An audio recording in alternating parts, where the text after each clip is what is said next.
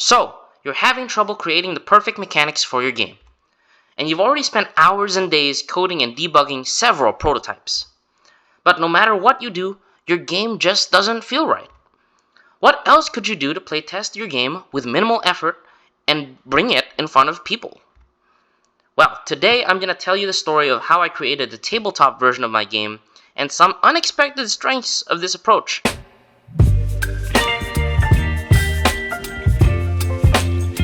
Hello, howdy, and good day, my fellow gamers and game devs. My name is Ricky, and I'm an indie game dev for fun working on my very first game, Cosmic Renegade, a D&D inspired space western RPG. You can think of it like a cross between Cowboy Bebop and Red Dead Redemption. Anyway, welcome to DEVLOG number 4. In my previous videos, I've mentioned that my goal is to reach 100 subscribers by the year's end, and we currently have 8. That means we're at 8% heat capacity. If you've already subscribed, thank you.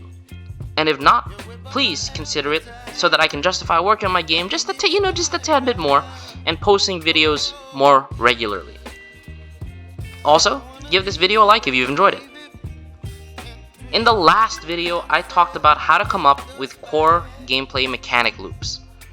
And if you recall, I wanted to start with the combat part of my loop. This is because I think players are going to be doing this the most.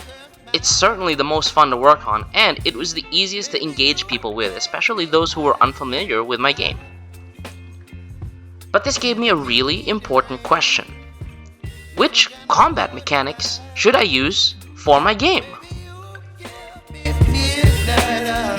To figure out what combat mechanics I wanted for my game, I had to look back at some of the games that I loved growing up. Games like Sea Dogs 2, which was, I don't know why they rebranded the Pirates of the Caribbean, but you know, I don't care. Which was a 2003 game that not a lot of people may have played. Still, it was one of my favorites due to its high seas adventure and an island and faction economy that made the world feel really alive. Star Wars Battlefront 2 is another such game. Even for 2005, I think it still has some of the best transitions between fighting on ground as a soldier to getting in a vehicle and flying to space. In particular, the ability to target ship systems and board the enemy ship during space battles is pretty unparalleled. I don't think we even see any of that today. And of course, KOTOR 1 and KOTOR 2, the granddaddy of all Star Wars games. These have a special place in my heart because they have, hands down, the best storytelling, the best role-playing, and the choices that you're presented with in a game that I've ever witnessed. In fact, KOTOR was so good that the more I thought about it, I realized they actually have a pretty good combat system for what it was. It was a unique real-time with pause. And when I say unique, here's what I mean.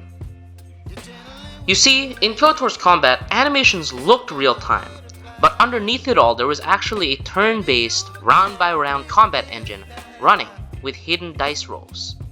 The devs essentially tricked us into playing a Star Wars Dungeons & Dragons game. What if I could apply the same concept, but with starship combat? This was all good in theory, but I knew I should start with a regular turn-based combat and then speed it up to real-time, quote-unquote, later. But what ability should exist? How can I get crewmates on a ship to have, well, synergy? Also, I didn't like the idea of having a ship be completely fine as long as it had like 1 hit point left. I wanted to give players the option to target multiple subsystems to get an advantage over their enemies during the course of combat. So, I needed to make my own damage system. That's when I decided to make my very own tabletop version of my game.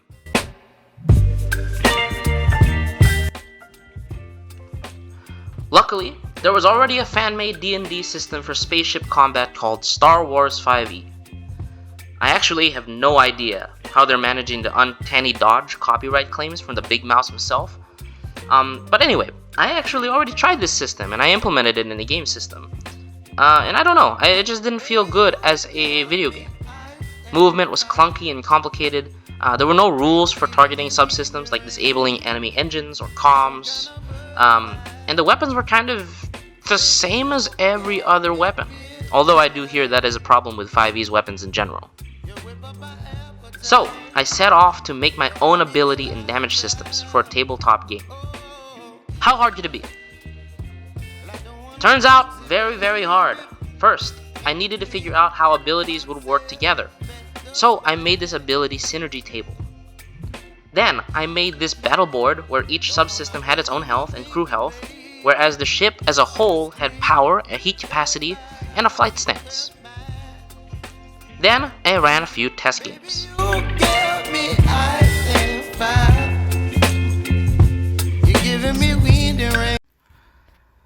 Oh, no. I don't know we're gonna survive another round. Scooby's putting holes into our ship. Doc Brown basically needs to roll a nat 20 to get us into hyperspace. Yeah, the mystery van is pretty much full health. We haven't been able to deal much damage to it. I'm gonna use encouragement to give Dr. Brown a advantage on the roll.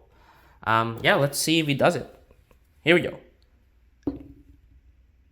That's not gonna do it. 14?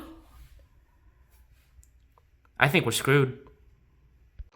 I'm a little embarrassed to say this, but I admittedly had so much fun doing this that I was legitimately excited to run tests by myself after working at my day job. But I guess that means that the system was ready to be coded up. So, I grabbed a cup of coffee and got to work that night.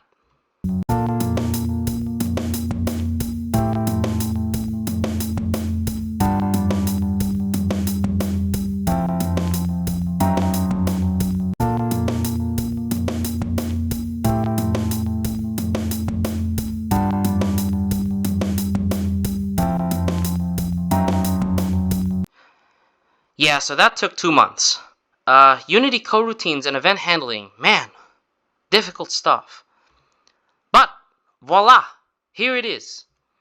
Each ship has 6 subsystems: sensors, hull, comms, life support, engines, and weapons, each with their own health bar.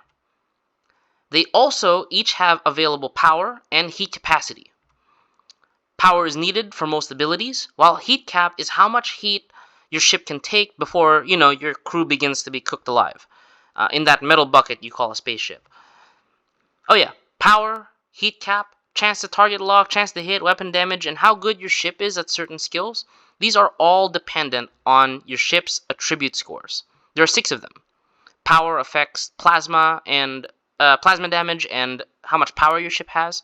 Maneuverability is how dexterous your ship is at evading. Heat cap is how much heat it can take. Sensors affects chance to hit. Design affects how many modifications your ship can have and how easy your ship is to cool. And swagger affects the ship's notoriety in the galaxy. So it'll affect things like your reputation and how many digital coins you earn. And if you look towards the bottom, I made a little hotkey menu because I still wasn't sure what buttons I needed yet. So the hotkeys were just the way to go. Sensors is 1, hull is 2, etc. so that each hotkey I click will give me a different ability menu. Without further ado, I think it's time we get this battle started.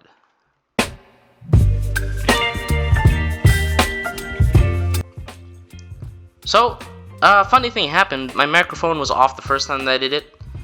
And, yeah, I got Unity booted up and ready to go. So, before we begin, let's figure out what we want to fight. For our enemy ship, we are just going to use a standard enemy ship that has no bonuses to any of the attributes. So, all of the attribute scores are 10 across the board. For our player ship, I'm going to use a point buy, giving a little bit extra to maneuverability and sensors. That means like our chance to hit. Anyway, without further ado, let's boot this up. Okay, here we go.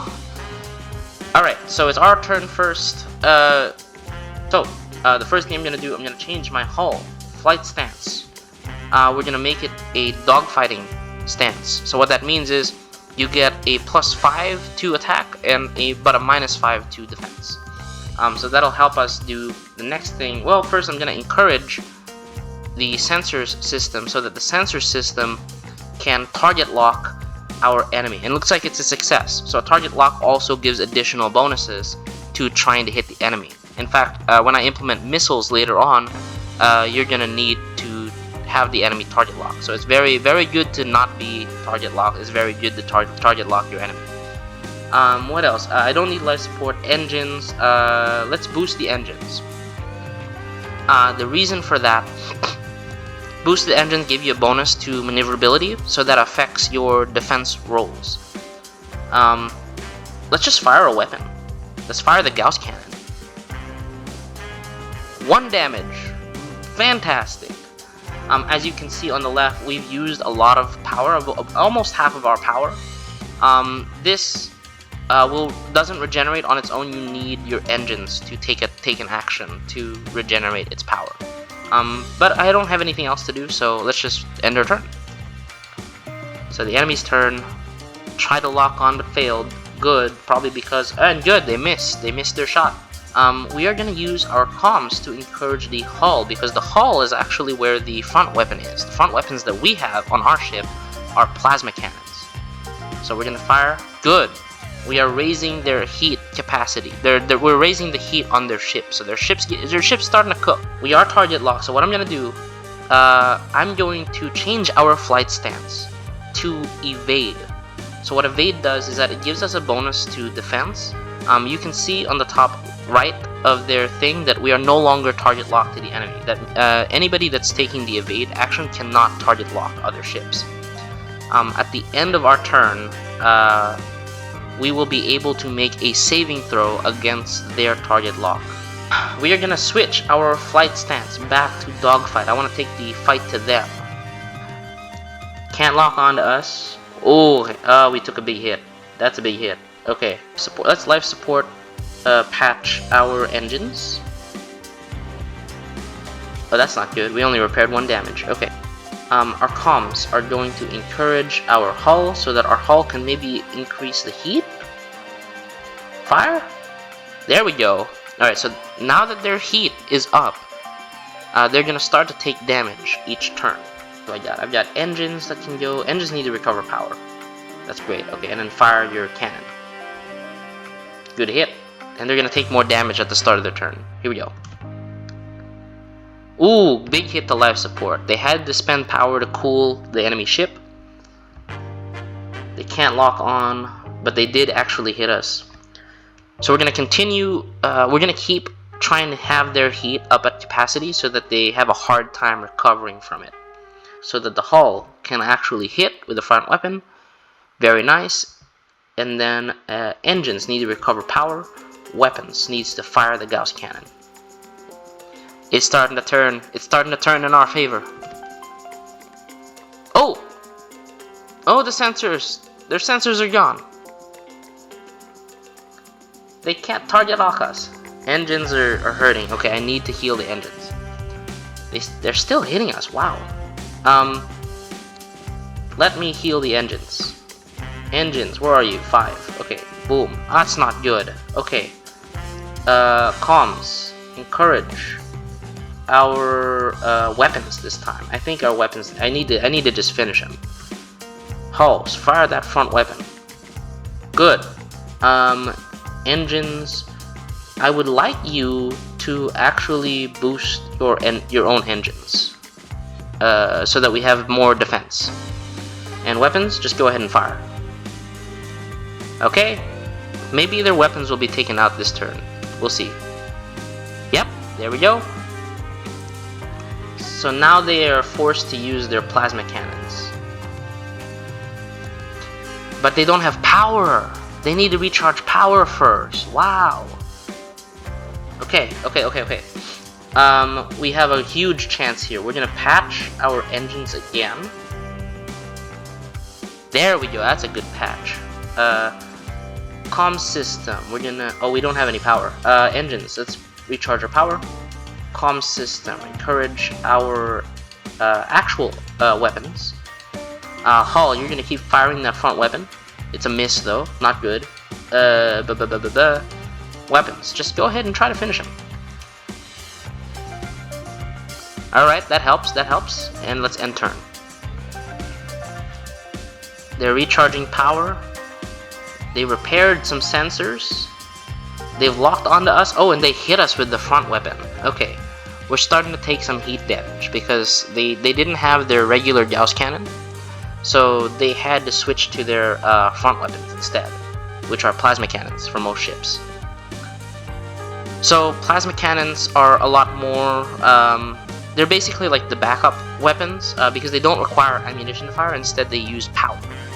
That's kind of why you want to preserve as much power as you can on your ship, because you might have weapons that need to use it. So comms, I'm gonna encourage our weapons. We're out of power, so engines, recharge power, weapons, fire. Oh, okay. So what happened was, we took out an enemy subsystem, right? When a subsystem explodes, it deals 1 kinetic damage to a random subsystem and 1 heat damage. So that actually put them up to capacity. So that was a great hit. That was a clutch hit. Oh, they're getting hurt. Life support is offline. Oh, they can't cool. Life support's offline. They can't cool, they can't patch. They're done. If I were them, I would start calculating hyperspace equations trying to get out of here. But they might not make it. Their heat is at full. They might straight up blow up. I'm just gonna end my turn. Hey! Yeah, there you go. That's it. We won.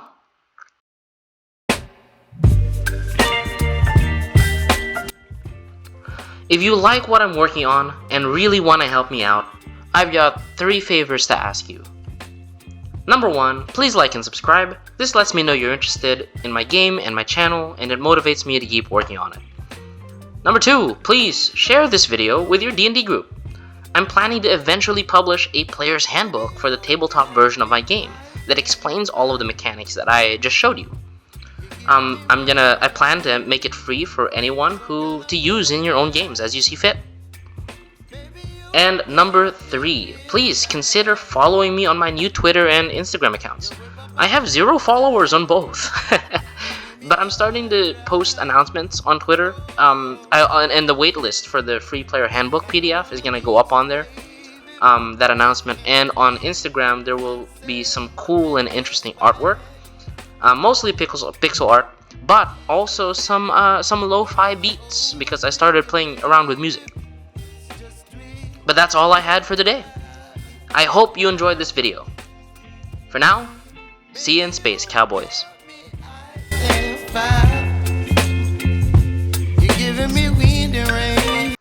So I guess I'm making a video game and a tabletop RPG now. I am actually really excited for both of these. I still want to add a few more abilities, weapons, and like ship variety, and I still haven't gotten to like starship modifications. But after that, I can dive straight into world building the galaxy. Man, I can't wait. I've already got plenty of ideas. Can't speak. Anyway, see ya.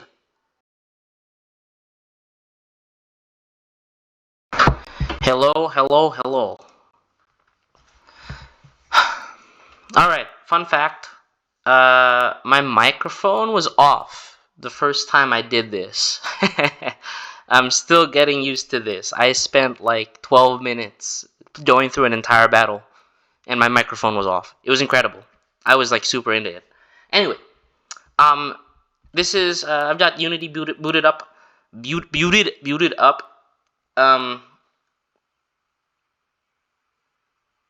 Yeah.